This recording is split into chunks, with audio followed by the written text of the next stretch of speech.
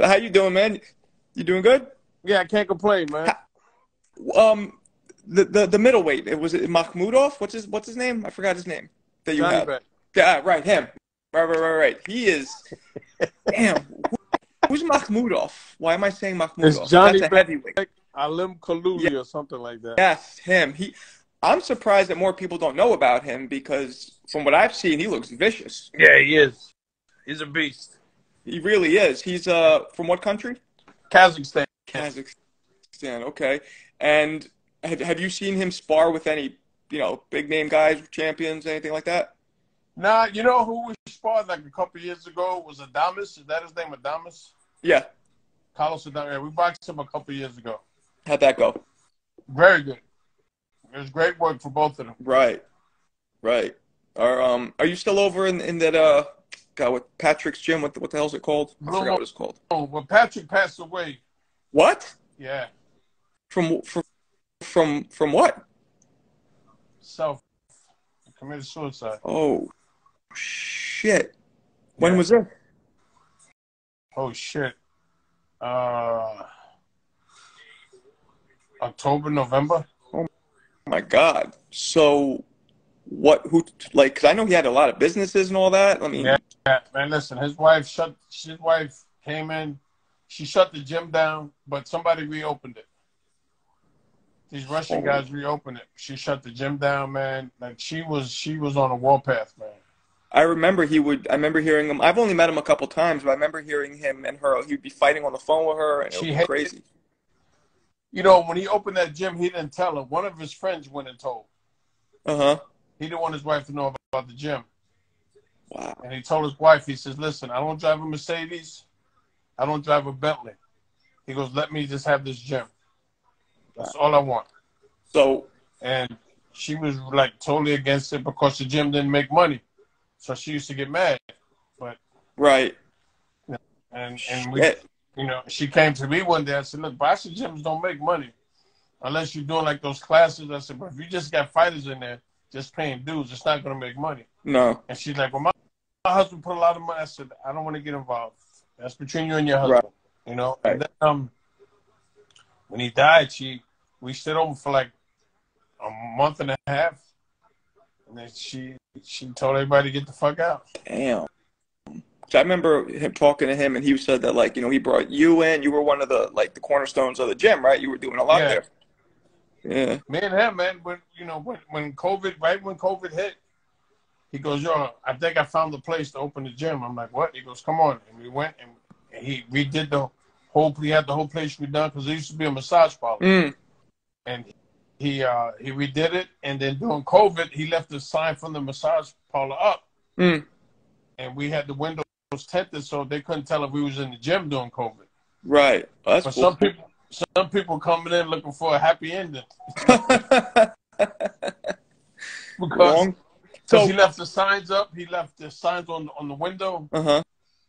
And one day my daughters were here, and my daughters were in the gym, and they saw these two old men come in and look around and walked out, and my daughters were like, Dad, don't tell me that those old guys. I'm like, I ain't gonna tell you, man.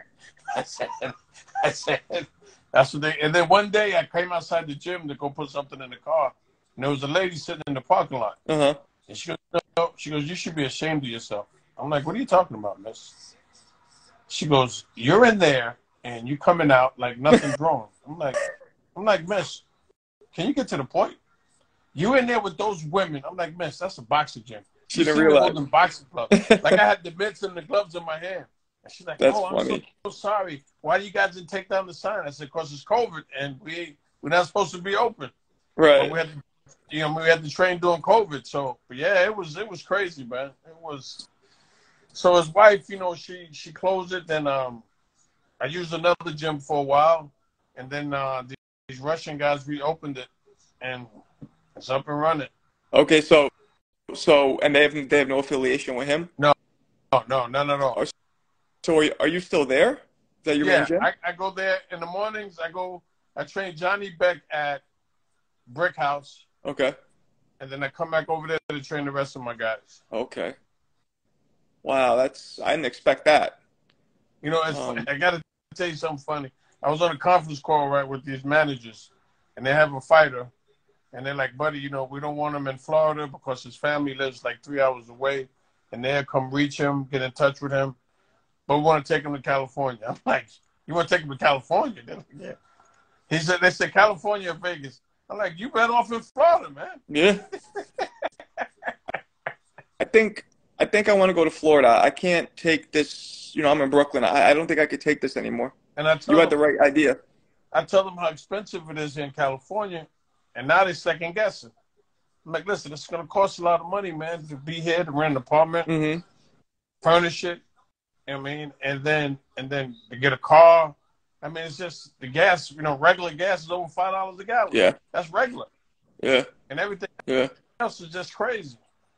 So how long have you been living in California? I don't live here. You don't? No, I live in Florida, man. I'm in a hotel right now, man. Oh, but aren't you spending a lot of time there? So you're just in hotels the whole time? You know, but before, see, Patrick had a secret apartment I used to stay in. Oh. And then when he passed away, I got out of there before his wife found out. Oh. Because I don't want to be in the middle of the night. She come in there and kick me out. Right. Because when he passed away, a lot of his so-called friends were snitches, man. So, they were snitches, man. So they were doing anything to get money from the wife. Wow. So one of the partners was like, buddy, you got to get out of the place quick before she finds out. Wow. So I got out of there. And then I told the fighters, look, you guys want me to stay here, you got to put me in a hotel.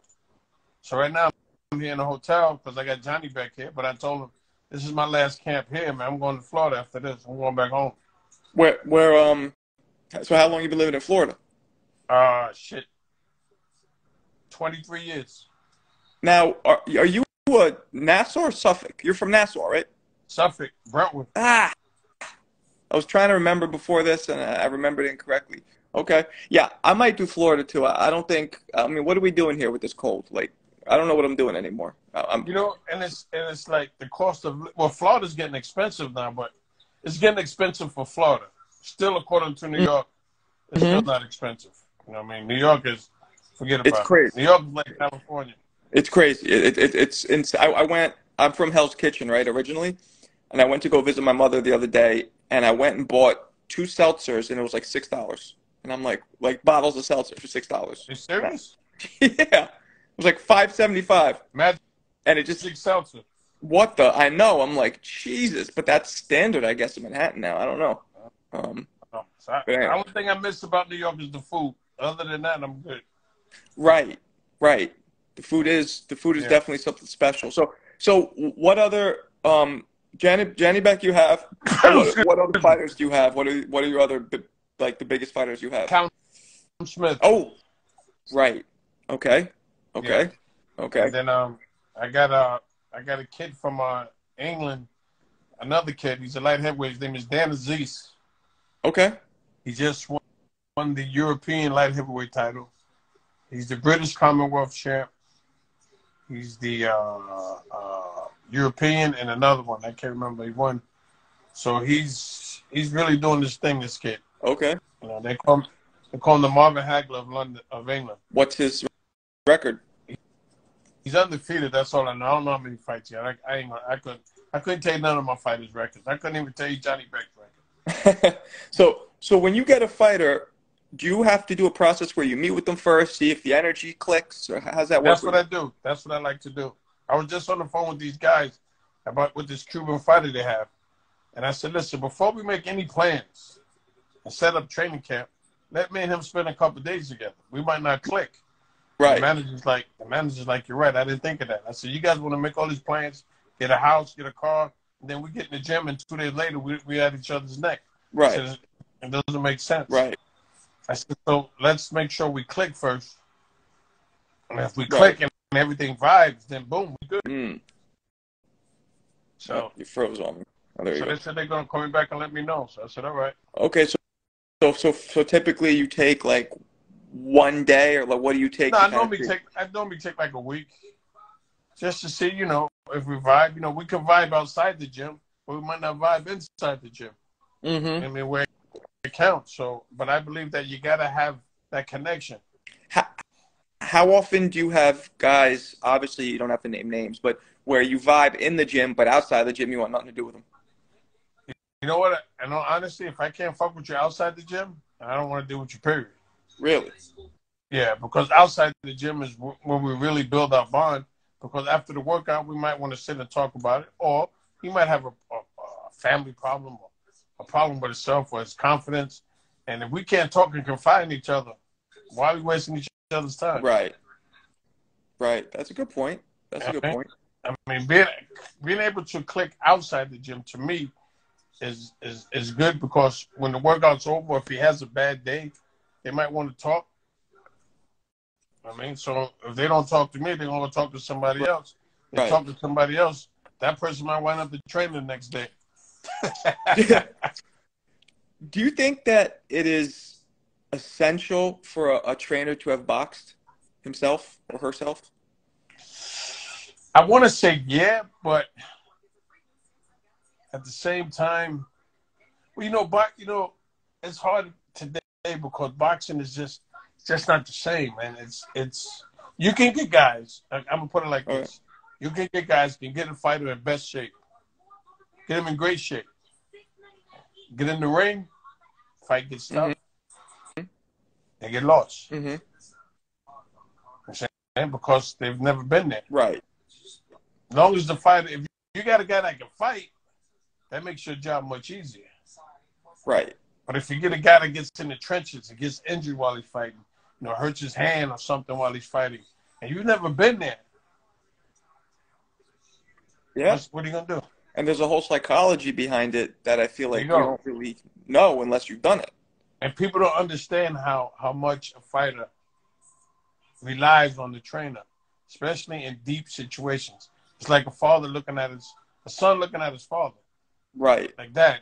And then if you don't have that confident look in your face, then Well, there's been a couple trainers I could think of who've never boxed or are successful. Goosen, and I think Benavidez Senior has never boxed, but I right. mean, but Goosen's the only trainer I could think of that has multitude of fighters that were successful. Right. So it's like back in the day, guys went to the gym to learn how to train fighters. Oh. Today, guys go to the gym to learn how to hold the mitts. Yeah. The whole If yeah. they hold the mitts, people think, wow, he's a good trainer. No, that's fucking choreography. Holding the mitts is choreography, unless you're teaching somebody. Like I had a guy in the gym one day, he did like a 20 punch combination. Like, what do you think of that, coach? I said, tell me, what did you learn? He looked at me like, what? What did you just learn? He goes, nothing. Then what good was it? Okay, you showed that you could throw 20 punches. Wow, I could do that. I'm 59. But the key is this. What did you learn? During that mid-session, what did you just learn? He couldn't tell me. So I said to him, what good is it then? It's also not realistic. Like, at what point in a fight do you ever throw 30, 40 punch combinations? And same with the heavy bag. A guy's on the heavy bag. I tell him, set the bag up for this combination. And they look at me like I got two heads. Like, what are you talking about? That's your opponent. So if you want to hit him with a certain combination, you got to set him up, right? Well, this is where you learn. That's, I've noticed from seeing you, the videos you put up, you really take time when the guys are on the bag and you really sit there, watch them and work. I feel like a lot of trainers don't do that on the bag. But they are, I've seen guys, hitting the bag and the trainers off doing something else. I sit in my chair and I watch I tell the guys I'm a pain in the ass on the heavy bag. Because I grab my chair, I sit down, and I watch everything. And I might not say nothing. I tell them I'm not going to say nothing this round. And I say, okay, I lied. And then, I might wait till the next round. I'm going to say, okay, now this is what I want you to do this round. I want you to set them up for this combination and set them up for that combination. And then they look at me, and then they throw punches at the bag. And I said, no. I didn't say just throw the punches. I said set them up. Right. It's got to make sense. If it don't make sense, don't do it. Yep. It's important to simulate shit. Like I was talking to Roy Jones, right? And Roy told me, I asked him, well, what's the most important part of your workout? He said shadowboxing. I go, well, why? He goes, I go through every single scenario. I mean, did you used to do that too? Oh yeah, without a doubt, man. I tell when I got guys and they start shadowboxing, looking in the mirror, I'm like, what are you doing? I'm shadowboxing. No, you're not. I said, you want a shadow box? You get in the ring and you simulate the fight. Mm. You picture the guy in front of you. That's how you shadow box. There's two guys that, no, you know what? I'm not going to say. Arturo, Antonio Tava, Vernon Forrest. When they shadow box, you thought they were fighting. Mm. When I had my gym in Vero Beach, there was an old man used to come to the gym. He didn't come to watch Vernon hit the mitts. He didn't come to watch Vernon spar. He used to come to watch Vernon shadow box. Right. He loved the way Vernon shadow box. Because when Vernon Forrest shadow box, you would have thought he was fighting. Right. You know what I mean? And that's, then, you know, I stop him, make him correction. That's what you're supposed to do. These guys say they look in the mirror. They want to look pretty. And see how they look. You know, look at the hair. You know, everything's got to match when they get dressed. Like, come on, man. Give me a fucking break, man. I even knew a couple guys. I never did this myself, but I knew a couple guys. I'm curious if you did this. That will make themselves dizzy, and then start simulating a knockdown and trying to get up and compose themselves. I did that when I was a kid.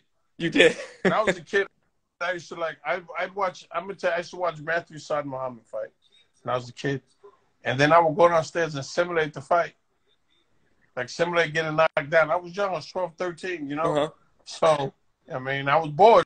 So, I mean, I said, I want to be like this guy, but I want to simulate getting knocked. I never lost, though.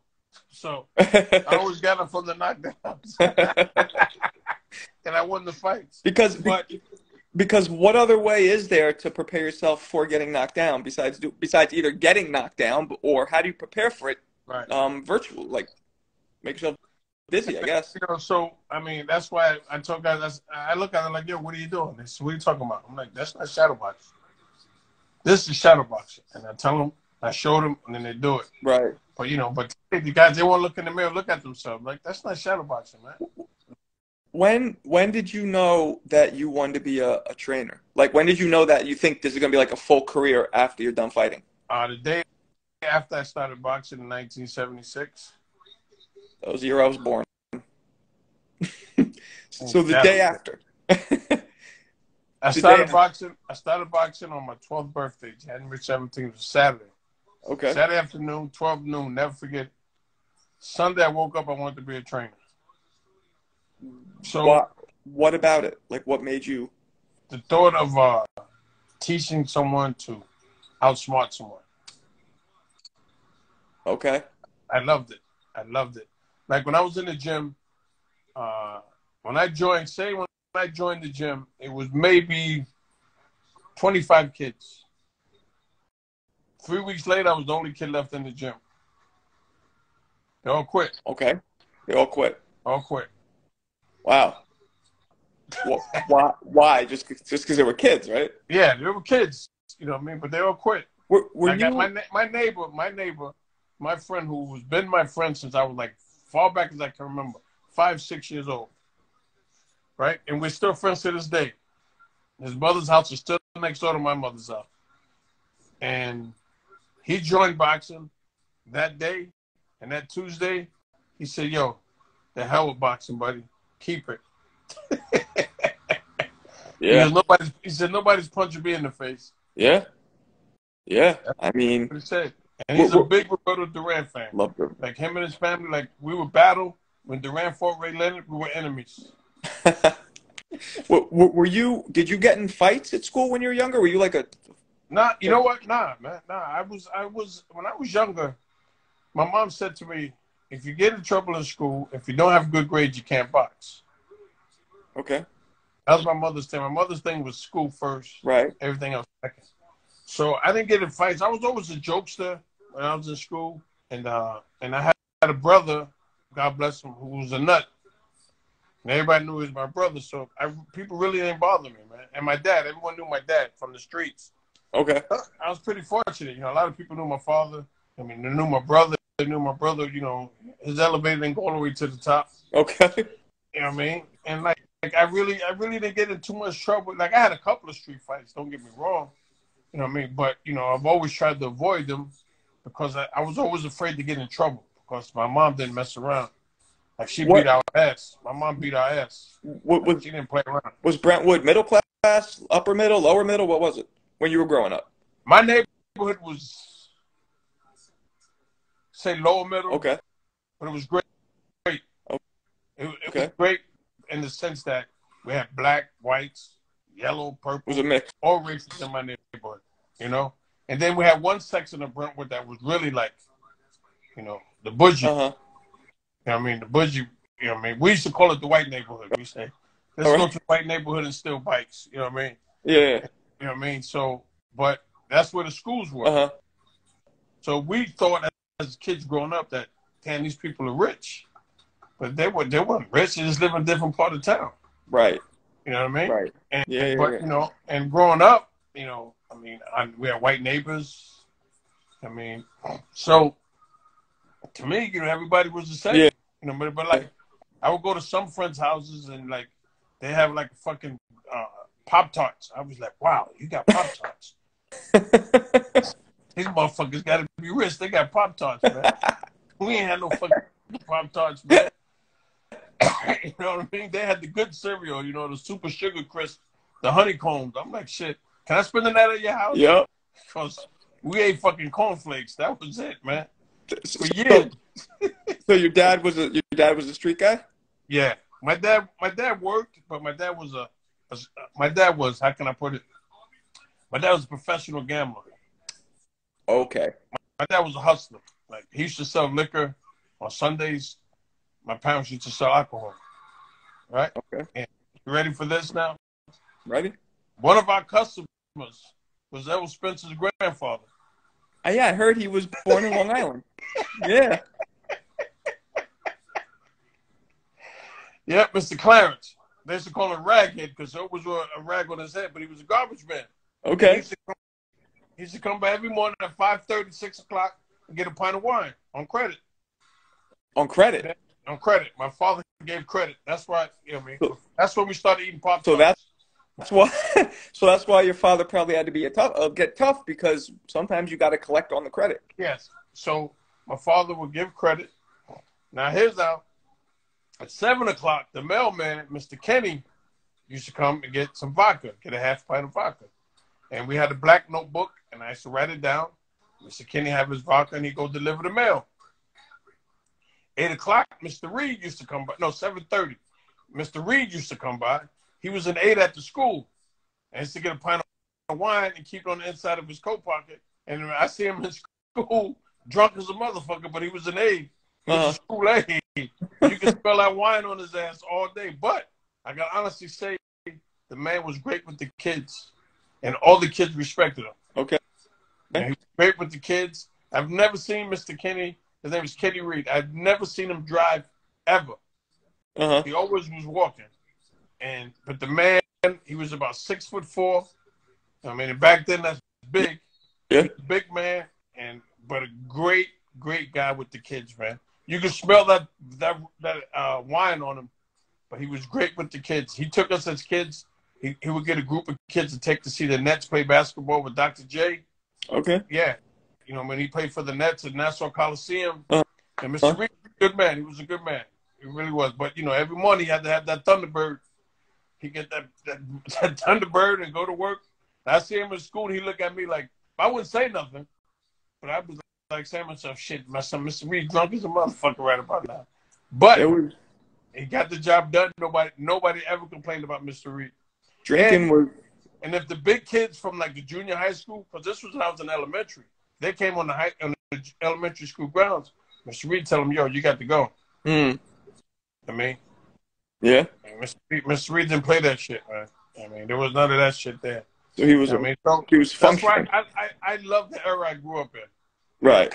Neighborhood, I love it. I love it. You know what I mean? And didn't you say that when you started boxing? I don't. Maybe I'm remembering wrong, but I think you told me that you used to go all the way to Jersey to a gym.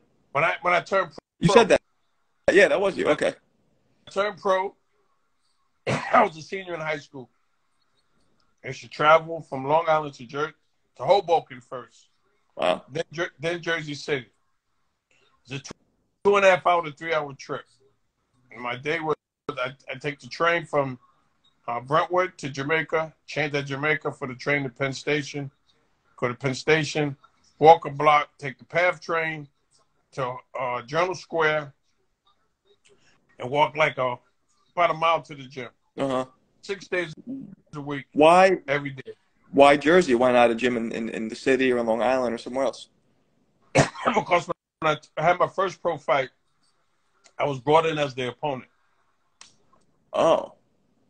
So I got called on a Thursday, and the fight was Tuesday. Oh. I said, "How much?" They said $200. I'm like, "Shit, yeah, I want that fight." Uh-huh. So, and it was on the Tuesday, March 2nd, 1982. I was a senior in high school, Okay. and for the draw for the guy named Lamont Hayes, coach, who was like 4-0, 5-0 at the This time. was at 40, 47? Shit, 150. 150. 150. Before that, 150. And Oh, I was shit. at the Embassy Hall in North Bergen, New Jersey. Okay. And then after the fight, the guy who became my manager, he said to me, "I want that old man to train you." I said, "What old man?" He goes, "That old man over there, Dominic." I said, "Why him?" He says, "All of his fighters won tonight except the guy that fought you." Okay. So you didn't have I forget, what was your amateur background? I didn't have a good I mean, I had fun as an amateur, but I didn't win. I won the New York Spanish Gloves and the National PAL tournament, but I never won like the New Okay. York Gold Gloves or anything. How many amateur fights did you have? 63. Okay. So when we met Dominic, we drove to the gym in Hoboken. We met with Dominic, and he says, "I'll train you, kid, but there's only one problem." He goes, "You gotta come here from Long Island." Mm. He said, "I'm not." He says, "I'm 70-some years old. I'm not going to Long Island." Right. I mean, which was understandable. And I was like, "Okay." So my manager said, "This is what you got to do if you want it." So I had to deal with my seventh period, my eighth period shop teacher, Mr. Emmerdorf. I said, "Mr. Emmerdorf, I got to catch that 12:27 train, man." He said, "All right, James, I'll let you leave early." So he should let me leave early every day. Catch that train, and then boom, I get to the gym by 3. And then after I get down to the gym, I get home by 8:30, 9 o'clock at night. Wow. So you really worked your way up. What would you say was the first fight that really put you in the public's eye, like put people on notice? And that's a good question. I don't know. I really couldn't answer because a lot of my fights were at the Felt Forum. Right. You I know what I mean? remember that. Yeah. Fights were at the Felt Forum. But I think when I fought a kid named Alan Braswell, Okay. Alan Braswell record was like say 15 and say like his record was like 15-10. Okay. He could fight, and he's tall and he could punch, and he had just scored a big win over a guy named Frank Montgomery, who I wind up fighting 6 years later. Okay. But Alan Braswell was, people told my manager, "You crazy?" Because he was tall, he could punch, he was coming off a big win. And I beat him. I shut him out, really, 10 rounds. I shut him out. And then, so I think that was the fight. And then after that, I fought a guy named Pete Padilla, who was a veteran. Mm-hmm. You know what I mean? And it was like, he might give Buddy trouble. Because I was knocking everybody out. But I didn't knock out Braswell. But Pete Padilla was very cagey. And then I beat him. I stopped him in the 10th round. And so, it was a slow building process, Right. And it's hard to do that. People don't realize when you don't have it, when you're not a touted amateur and Yeah. you don't have management behind, with a lot of money and all that. Then in '86, I fought on the Mike Tyson Mitch Green undercard. Ooh, where was that fight at? The Garden. Okay. I fought a guy named Ricky Young out of New York. Stopped him? Yeah, I stopped him in the last round. Wow. Mike Tyson got like maybe $500,000 for the fight. I got fucking 7,500.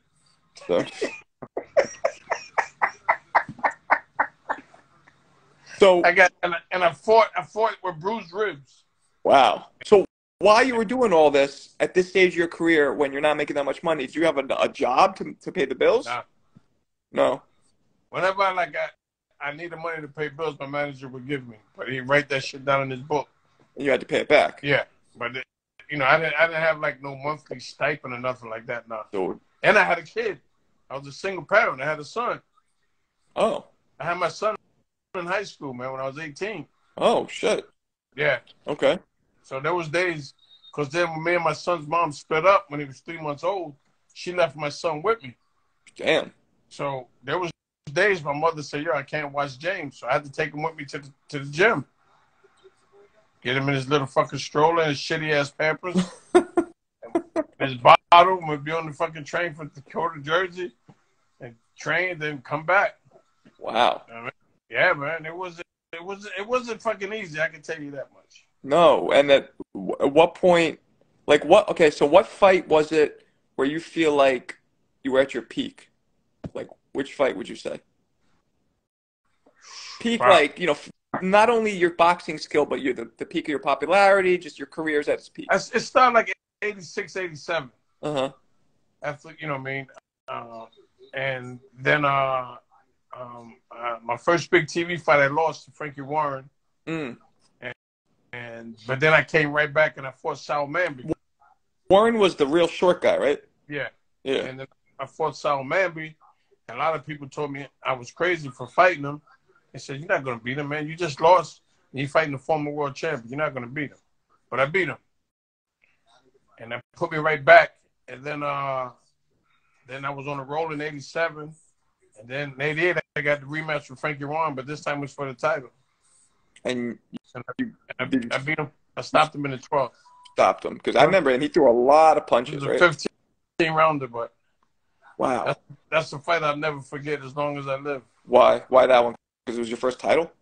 No. It was a fight that mentally I had to go to another fucking zone. Okay. I blocked out the rounds. I didn't hear, after I would say the 5th round, uh-huh, I don't remember anything my trainer said to me. Why? Because the fucking guy was tough, man. He was like in my ass. Like he did not let me breathe. So why not pull information from your trainer? In my mind, mentally, I had to go to the other side. I had to go to that place where it takes you a couple of days to come down. Right. Because the guy was just fucking relentless. Yeah. He knocked the fucking filling out of my mouth. And he was like, what was he, like 5'3", right? Yeah. But he was fucking relentless, man. He was hitting me on my hips, my thighs, my back. Everything. Was fucking relentless. It was on. I knocked him down. He got up and just kept coming, man. So, and it was a 15-round fight. Uh-huh. Wow. And we fighting in his hometown. Wow. So I just had to just take myself mentally and say, yo, buddy, to survive this, you got to go to a different time zone. So would you say that wasn't your peak, though? Like, right? That wasn't what you consider the peak of your career? The peak of my career was right in 89. 89 and 91. 89 to 91 was the peak of my career. What were the fights that you had then? Who were the guys you beat? Oh, my God. I fought Tommy Ayers, Jose Bermudez. I won the title in 91 from Simon Brown. Right. Yeah, but between 88 and 91 was to me, was my peak years. Yeah, you kind of had a welterweight Marvin Hagler thing going on, I feel like. Yeah. I lost my title in 88. It took me 3 years to get another title fight. I was number one for 2.5 years. And what fight would you say was your most disappointing fight? Or fights, whatever. Disappointing. Where you just felt like the most disappointed.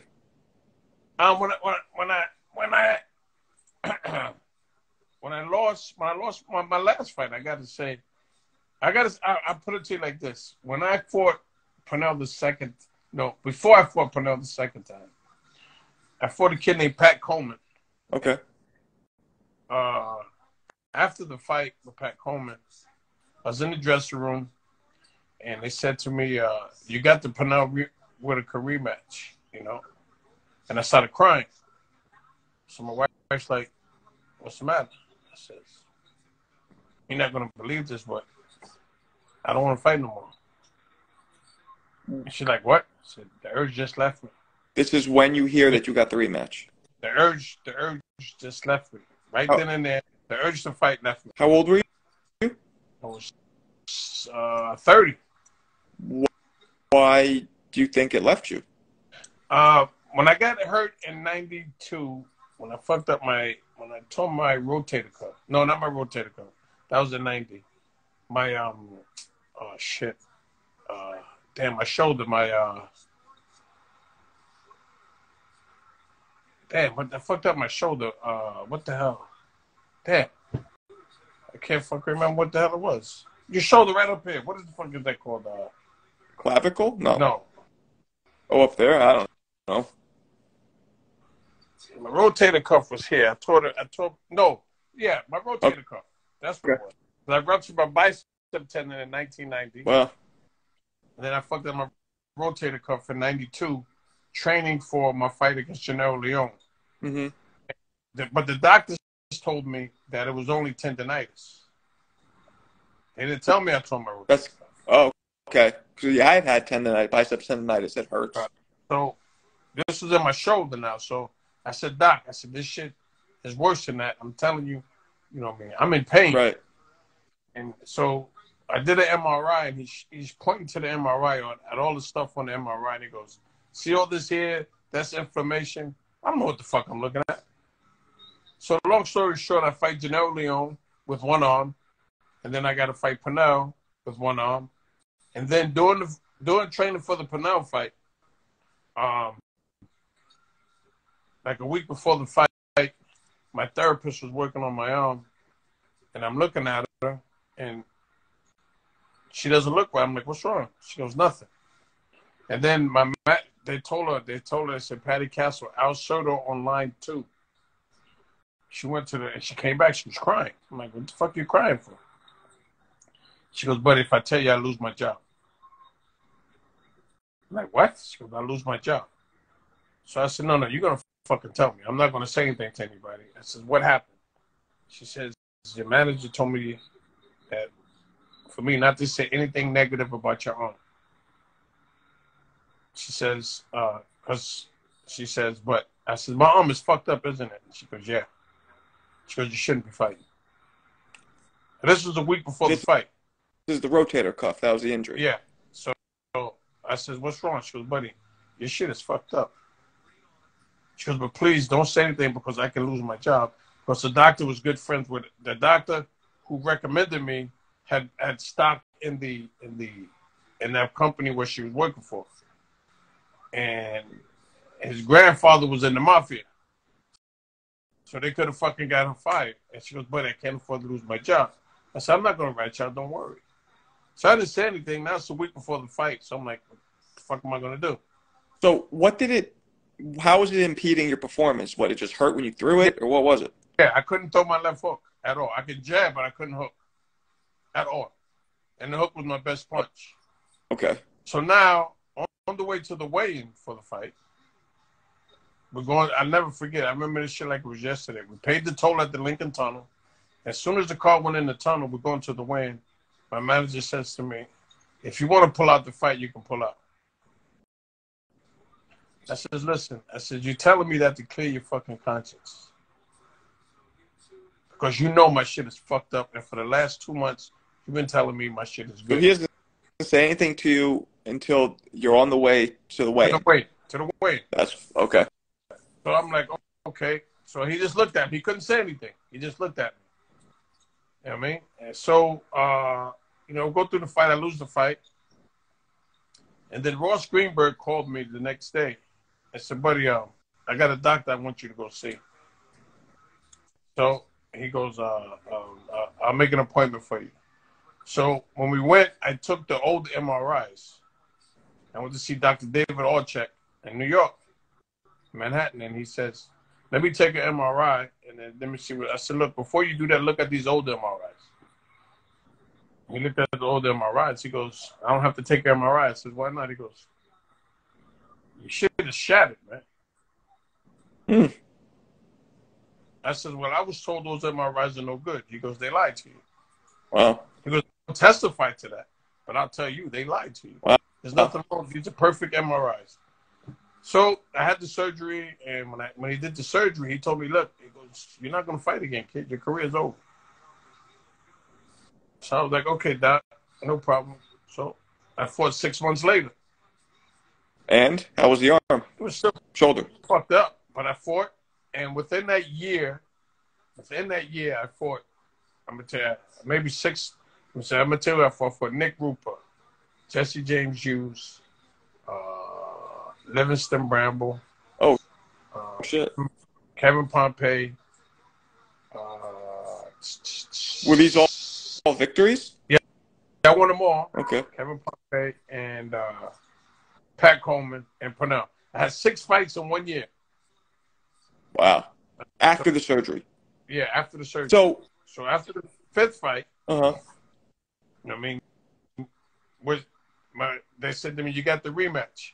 But at that point, I accomplished what they said I couldn't.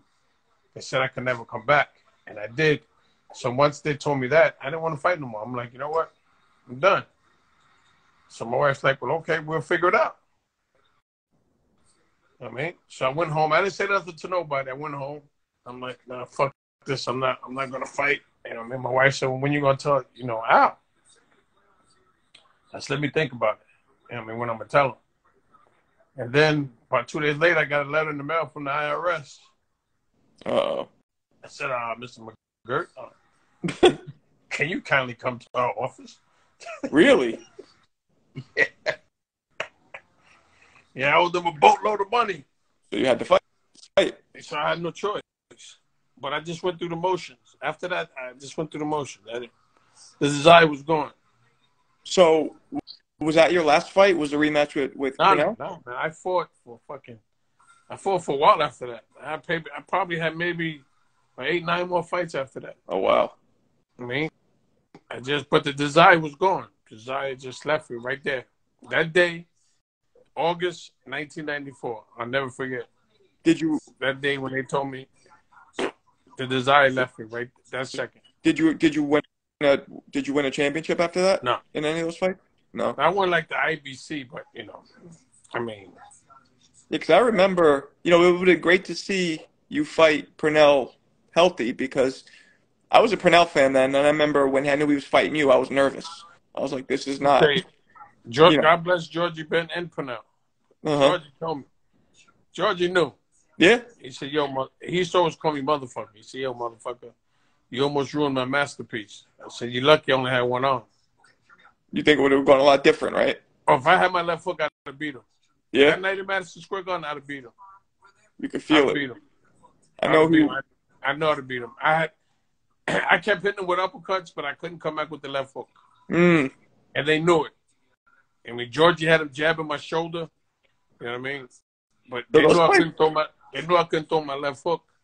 I still have, in my house where I grew up, you go in and I have a VHS tape and a sticker that says McGirt versus PERNELL. I have the original. I recorded on VHS back there. I still have that. So, and I think that going through the fight, I knowing I couldn't throw my hook, just fucked. I was just like, fuck. I should look at PERNELL. He would look at me. I'd be like, motherfucker, you know. Like, you know I got your ass, but nothing I can do, man. You know what I mean? Who did you want to fight in your career that you never got to? I wanted the rematch from Eldridge, which I almost had, but my manager blew the deal. Okay. And I would love to have fought Chavez. Yeah. When I beat Simon Brown, Don King promised me I was going to fight Chavez, but it never happened. Yeah. And I heard he wasn't the most honorable person with his words. But, I got to say this about Don, man. No, honestly, I got nothing bad to say about the man, because after my career, when I started training fighters, I worked for him. Doing what? Training fighters. Oh, okay. And I got really sick in Florida. I was still living in New York. Like, I was, ready to kick the bucket, man. What happened? That was really bad. What happened? My thyroid. I had hyperthyroidism and didn't know. Okay. So I was pissing blood, everything. Wow. Yeah, I mean, the blood was coming out my dick like ketchup. Thick?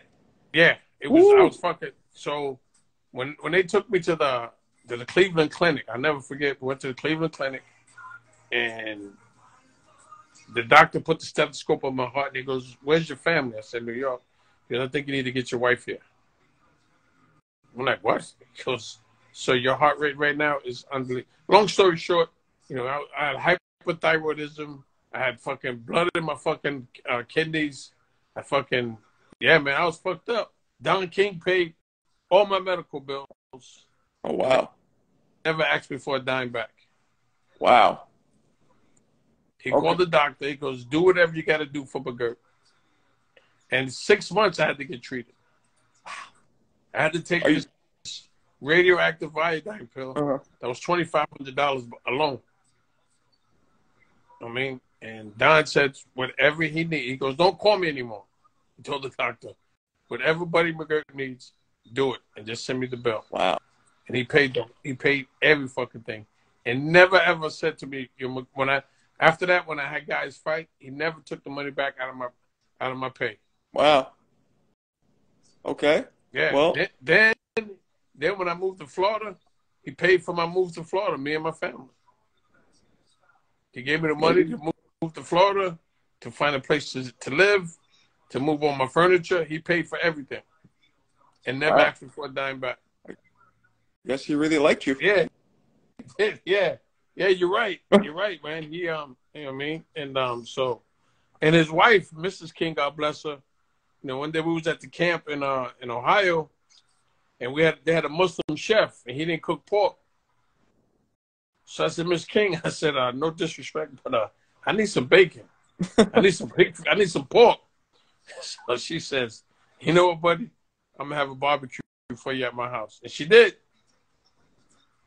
Nice. She had this guy named Socks. They call him Socks. He used to drive everybody around. She had him barbecue chicken and ribs for us and everything. Of course, the chef wouldn't cook no pork. Wow. So we went to Miss King's house, and I said, "We'll wash a few of your cars." She said, "Okay, you got it." They had like 20-something cars there, but we only washed 3 of them. And she said, "You guys go ahead and eat." Wow. And she cooked us ribs. We had ribs, chicken. We had every goddamn thing, man. But I needed some pork. The chef was giving us turkey bacon. I said, "Yo, chef, I can't eat this shit." You need pork. Yeah, I'm with you. I love bacon. Yeah, I need Porky Pig. I thought Don stopped kind of involving himself in boxing, but I heard recently that he signed with Broner or something like that. So I guess I heard. Yeah. That's what I heard.